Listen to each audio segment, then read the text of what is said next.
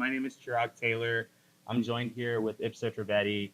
We're both data engineers at TechMetric, so we'll just kind of jump right into it. So this talk is covers a problem that we were facing at TechMetric. So we're going to start by telling you a little bit about who we are. If you've already heard of TechMetric, brownie points. So I'll start with like who TechMetric is, who we are, and what the data team does at TechMetric.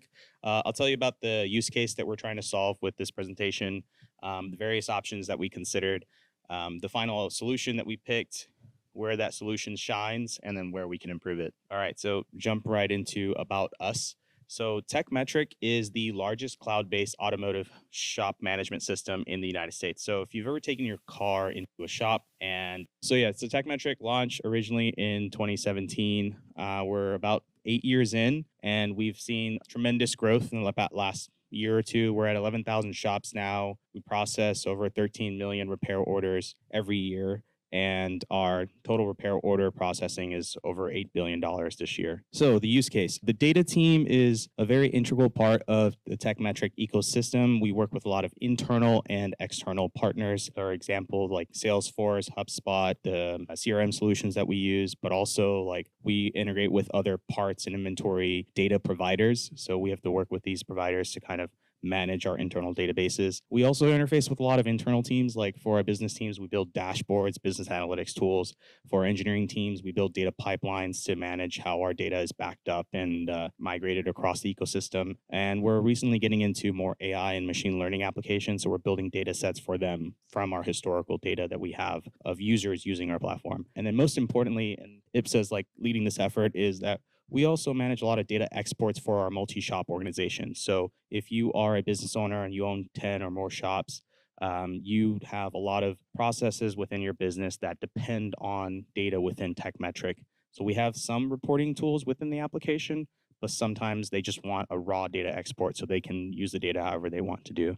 So we use Airflow heavily for managing those data exports. So with the data team being this integral to all these operations, we need a very robust observability tool that'll help us keep track of our data pipelines and also maintain trust with our internal and external partners. We want to be kind of forward-looking if there are any problems in our pipelines. So for these observability tools, we kind of looked at a couple different options. We use Airflow very heavily for managing a lot of these pipelines. So the first thing we considered was Airflow and Looker. Looker is a dashboard tool provided by Google. We also consider like off-the-shelf DQ tools. I've heard great expectations thrown around a lot here at this conference. So that was one of the options we looked at. We looked at Calibra and Soda as well. And then finally, we also looked at Prometheus and Grafana because the engineering team used it heavily for monitoring our APIs. And we had like metrics and dashboards for understanding how our application is being used by our customers. So the first option we considered was Airflow and Looker. We were planning to use EMR serverless operators to capture metrics from our data pipelines as they're running, store the data within our data lake, forward it to Redshift, and then visualize that data in Google Looker. This option was great because it allowed us to do trend and anomaly detection. We could, store data within S3 and visualize in a Looker and understand where our data are migrating into a mode where we need to take some actions on it. But it was not great for time series metrics. It was not great for visualizing data, grouping them by labels, and it did not the data profiling. The second option we looked into were different data quality tools. Like I mentioned earlier, this architecture, again, very similar. Ipsa will kind of dive into more architecture diagrams, but at a high level, very similar to the Airflow and Looker architecture. So again, these data quality tools are amazing for the data profiling capabilities that they already have. They also have built-in trend analysis. So they're great for measuring drift within your data pipelines.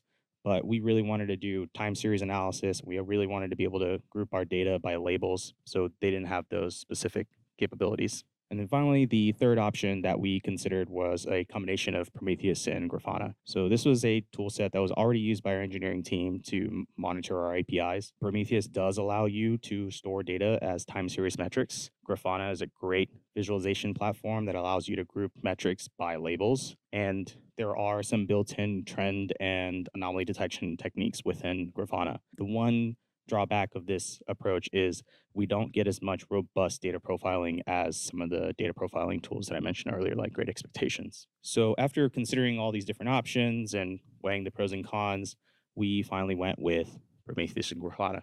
So this was the best option for us at this particular stage of our data platform journey for multiple different reasons. Prometheus offers this custom metric Python library called Push Gateway that allows us to push metrics to Prometheus when we want to as our data is running. So we can kind of measure different data metrics live as our pipelines are running.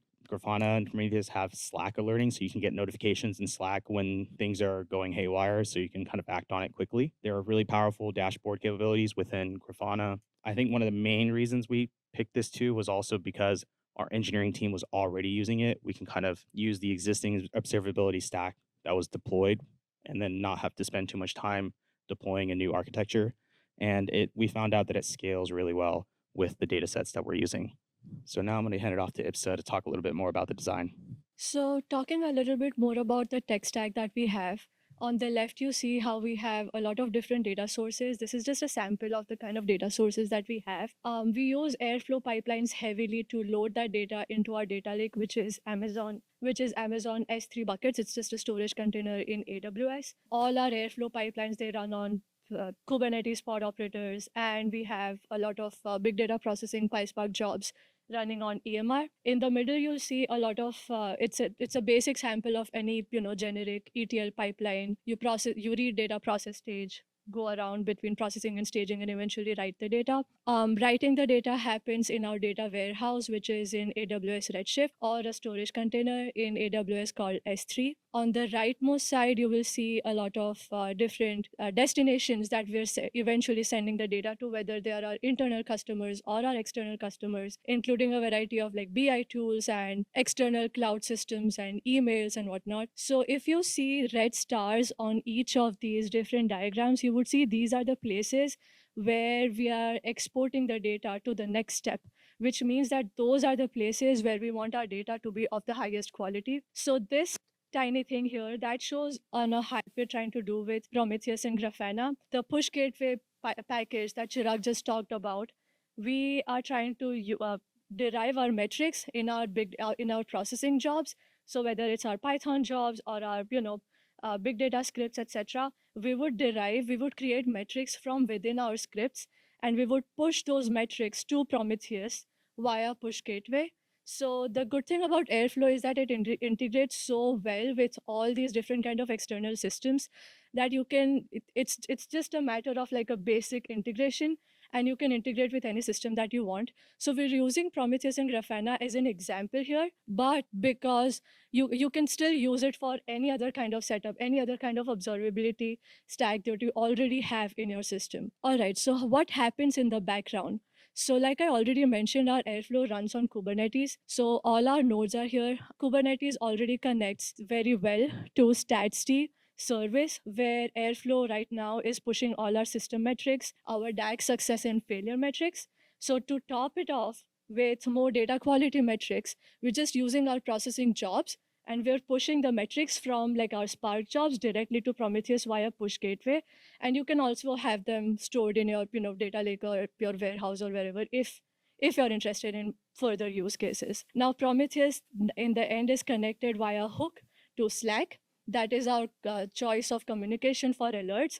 So if an alert goes off, we get those notifications in Slack.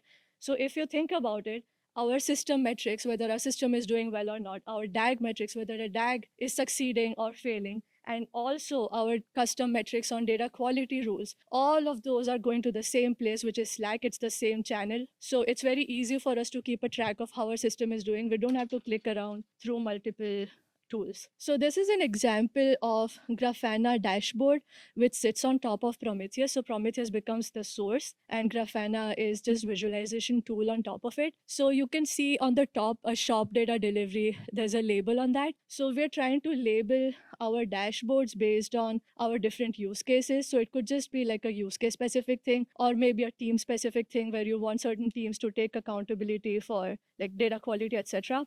So you can have your data on that. The other thing that we see here is just for reruns. So one good thing about this setup is also that because it is time series focused, if you're rerunning your pipeline, even though if you're rewriting the data in your data warehouse or in your storage containers, why this helps is because if the first pipeline failed, or it probably put less data in your data lake, it's still going to keep that as a track. Like your first job probably ran and populated like, I don't know, 10 records. And then your next pipeline, it populated 50,000 records. This is going to show both of those. So because it is time series focused, it helps us keep a track of every single run that happened in our pipeline, which was very important for us because we're dealing with external customers all the time. The next one is data observability alerts. Here, what I'm trying to show is on the top, this is data quality issues that we just talked about. So it will show you any kind of metric. You can customize the kind of messages you're getting. It will also show you if your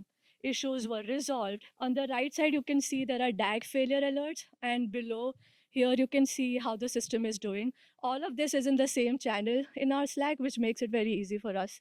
It's just like every morning we wake up, we check the Slack message, Slack channels, and we know if the things are looking good or not. So every solution is going to have its advantages and disadvantages. So while we do recognize Prometheus and Grafana setup is not that common for data quality and observability, it still works in our case because Prometheus and Grafana, like Chirag already mentioned, it was already present in our system. So it was very easy for us to integrate with Airflow because you can create our custom operators, you can start pushing your metrics. Visualization with Grafana, like we already talked about, it's a one-stop shop. You get into one system, you have everything in one place. And it is definitely one of the biggest factors was for us was to have a low-cost option. Because of how young we are, it didn't make sense for us to spend enough money or justify to the team on buying a data quality tool. So we were trying to build something custom with the things that we already had, which is where this solution was shining for us. So when would it make sense for us to move away from this? So when our checks grow more complex, right now we're doing per data set checks. When we go to cross validations or cross data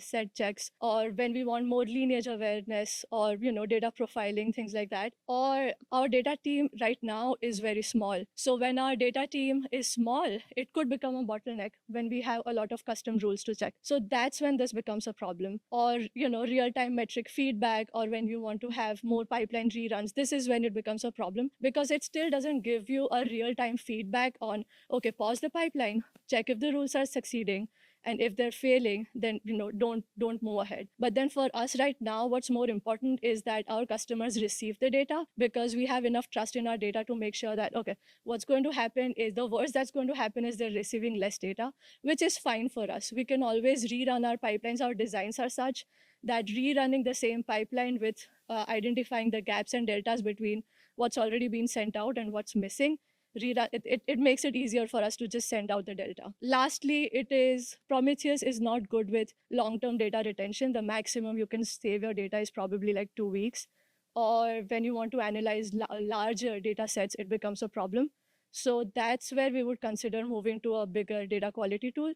But for now, it's easy because we're aggregating the metrics on our own, and then we're sending it to Prometheus, which is easy because you're not having this system analyze the data set for you. We're analyzing it, we're creating the metrics of our interest, we're just pushing it to Prometheus. So when we do move to better data quality tools, we would definitely want to consider a tool like Great Expectations, which seamlessly integrates directly with Airflow. I think we would have a hybrid model. I don't think we still want to go away from Prometheus for our ops and for our metrics. So we would still have that, but we would move the rules, the checks, profiling, all of those to data quality tools and still have some sort of integration with Prometheus so that we still have like a one place where we can see the health of our system from every aspect. So that's how this solution works for us.